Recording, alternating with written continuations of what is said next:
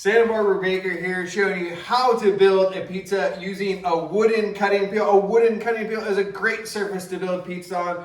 If you've been watching the Santa Barbara Baker YouTube channel, you see I'm usually building on marble, but wood is great as well. It's portable and inexpensive. It's my go-to when I'm teaching a class or when I'm out on location, which I am today. How I like to start it off, with a wooden cutting peel, you're going to end up using a little bit more flour than you would, on a marble surface. That's one advantage of the marble, but wood is really great to build pizzas on. I just have my dough today, the natty dough, up on the blog at santabarbabaker.com. Got a couple dough balls left here on my tray, and I like to just hit it with a little bit of flour at first here. I'm just using regular old bread flour today. You can also have a little tool here help me get the dough off the tray, and I like to dip it in a little flour. The flour is going to help it from sticking. We got the dough balls kind of running up on each other here. With that light dusting of flour on top, I'm not too concerned about it sticking to the peel.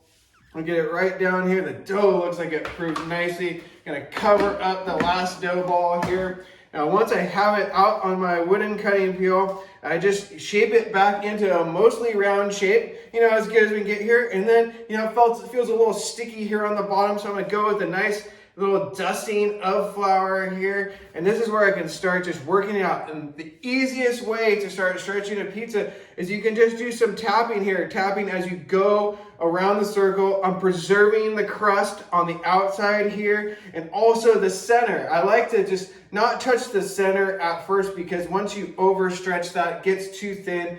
Gonna have a bad time in the oven. You can't get it back, so be careful on that center. All right, just gonna hit it with a little more flour here and then flip it. I'm always keeping track of what was the top, what was the bottom coming out of the dough tray. This is the top in the dough tray. This is gonna be the top of the pizza. When you keep track of that, you'll notice if you're flipping them, you're leoparding, the coloring on the pizza changes quite a bit. Try it out, it's kind of a trip.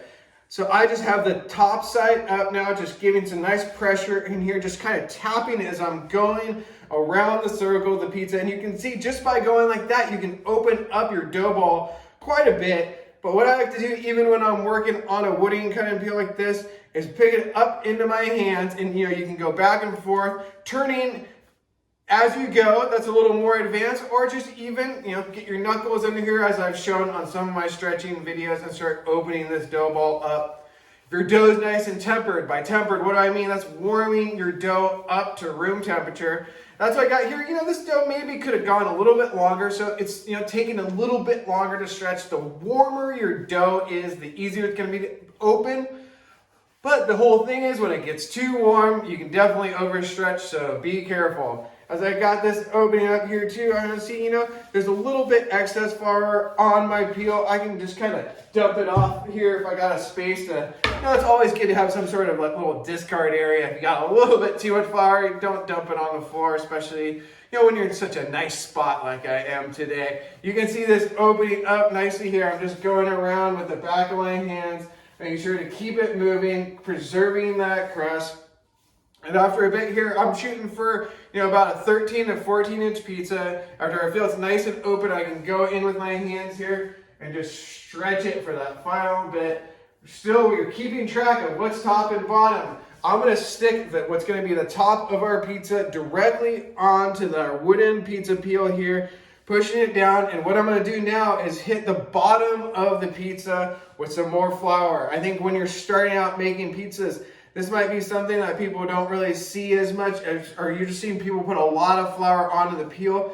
The easiest way to do it is just put the flour directly onto the bottom of the pizza. You shouldn't have a bunch of excess falling out everywhere, because now you're going in with your hands and just patting that flour into the bottom of the pizza. This is going to make sure it doesn't stick. You can see here the fermentation's looking really good.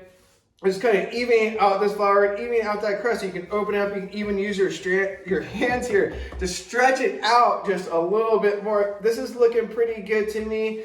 Nice little excess flour shake off here. You can also use a little brush if you wanted to get some more flour off. But this is looking good to me. I'm going to pick it up, and this is where I go for just one last little stretch, and you can kind of shake off any excess flour here. Looks like there's a little bit too much on the board here. I'm gonna knock that off, and now we're ready to go.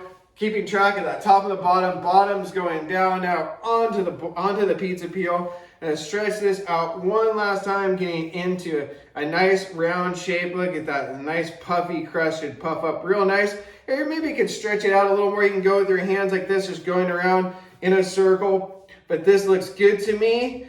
Hope you guys enjoyed this video, learning how to stretch on a wooden pizza peel. You want to clean your hands off here before you build the pizza, but this looks good to me.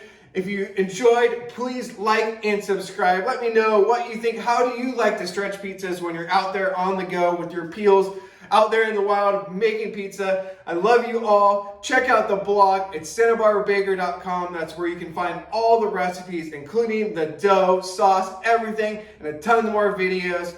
Check me out on Instagram at Santa Barbara Baker. I love you all. One love.